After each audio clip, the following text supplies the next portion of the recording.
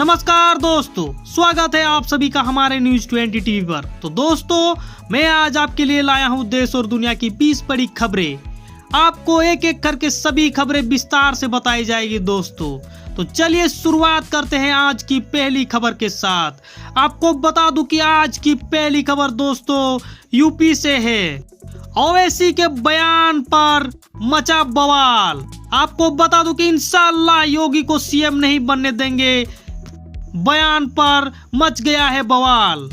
आपको बताते चलो कि एआईएम प्रमुख असदुद्दीन ओवैसी ने कहा कि 2022 में योगी आदित्यनाथ को मुख्यमंत्री बनने नहीं देंगे। आपको बता दें कि ओम प्रकाश राजभर और असदुद्दीन ओवैसी समेत 10 दलों ने एक मोर्चे को खड़ा किया है, जिसे नाम दिया है भागीदारी संकल्प मोर्चा। उसमें ओवैसी में कहा कि 2022 को योगी आदित्यनाथ को मुख्यमंत्री नहीं बनने दिया जाएगा। वही दूसरी खबर दोस्तों उत्तराखंड से। उत्तराखंड में बड़ा सियासी उलटफेर। तीरथ सिंह रावत ने मुख्यमंत्री पद से इस्तीफा दिया। आपको बताते चलो कि दोस्तों उत्तराखंड सरकार में बड़ा उलटफेर होने जा रही है। इसी साल 10 मार्च को मुख्यमंत्री पद की शपथ लेने वाले तीरथ सिंह रावत ने इस्तीफे की पेशकश की है। उन्हें त्रिवेंद्र सिंह रावत की जगह सीएम बनाया गया था। अगर उनका इस्तीफा मंजूर होता है तो उत्तराखंड को फिर एक नया सीएम मिलेगा। वही खबर जम्मू कश्मीर कुलगाम एनकाउंटर पर महबूबा मुफ्ती ने उठाए सवाल। बोली आरोपों पर सफाई दे सरकार। आपको बताते चलो कि दोस्तों जम्मू कश्मीर में आतंकियों का खात्मा करने के लिए चलाए जा रहे सुरक्षा बलों के ऑपरेशन पर राज्य की पूर्व मुख्यमंत्री और पीडीपी प्रमुख महबूबा मुफ्ती ने सवाल खड़े किए हैं और सरकार ने इन आरोपों पर जवाब मांगा है।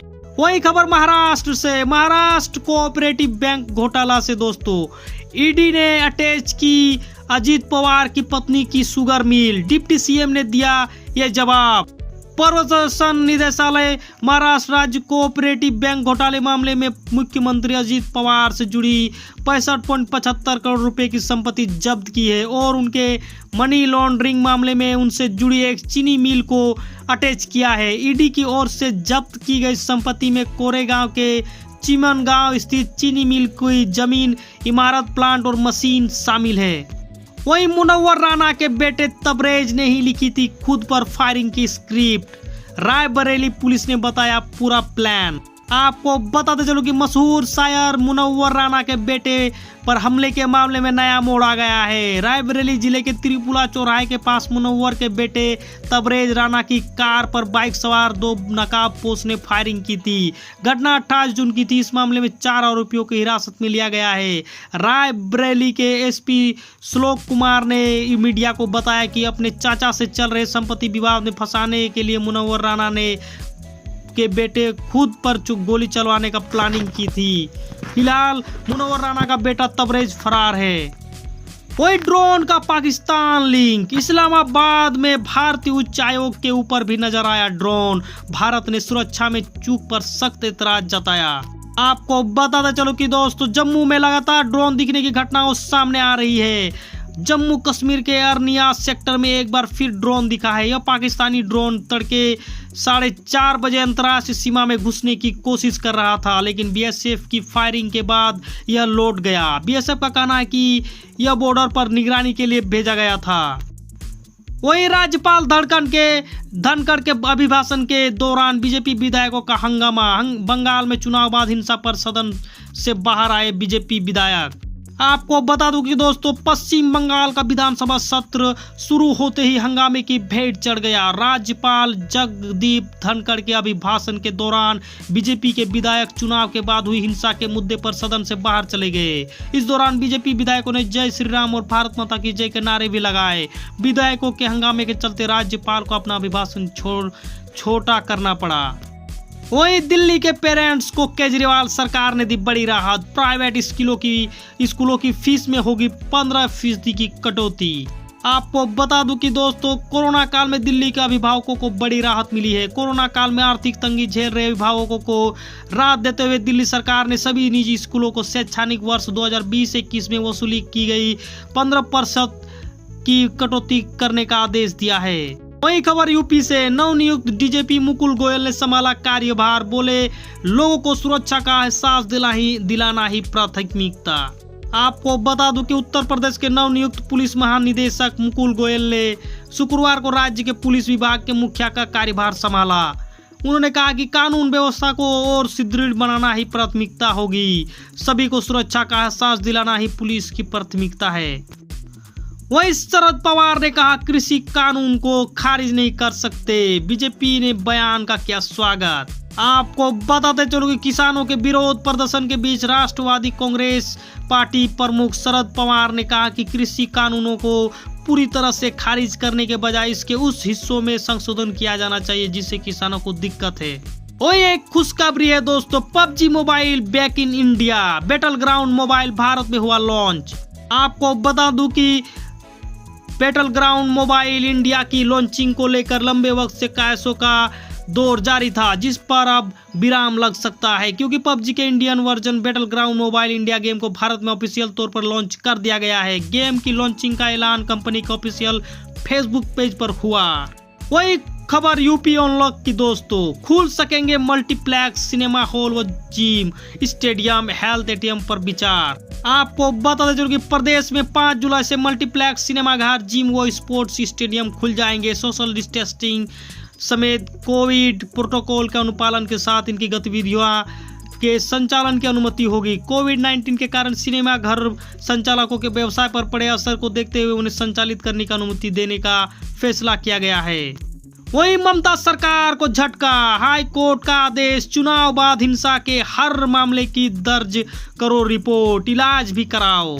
आपको बता दूं कि पश्चिम बंगाल में चुनाव के बाद हुई हिंसा को लेकर कोलकाता हाईकोर्ट ने ममता बनर्जी सरकार को सभी मामलों की एफआईआर दर्ज कराने का आदेश दिया है। इसके अलावा हिंसा के सभी पीड़ितों का इलाज कराने और उन्हें मुफ्त में राशन दिए जाने का आदेश भी दिया है।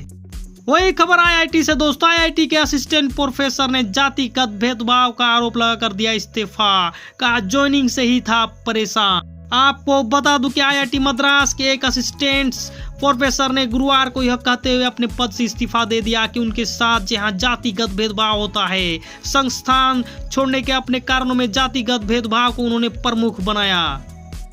कोई मेडिकल सेक्टर पर ध्यान नहीं दे रही सरकार, सीजीआई बोले किसी और की गलती भुगत रहे डॉक्टर। आपको बताते चलो कि भारत के प्रधान न्यायाधीश एनवी रमन ने गुरुवार को कहा कि भारत की सरकार मेडिकल सेक्टर पर तत्काल ध्यान नहीं दे रही है। उन्होंने कहा कि किसी और की विफलता की सजा अंततः चिकित्सा कर्मियों को भुगतनी पड़ती है।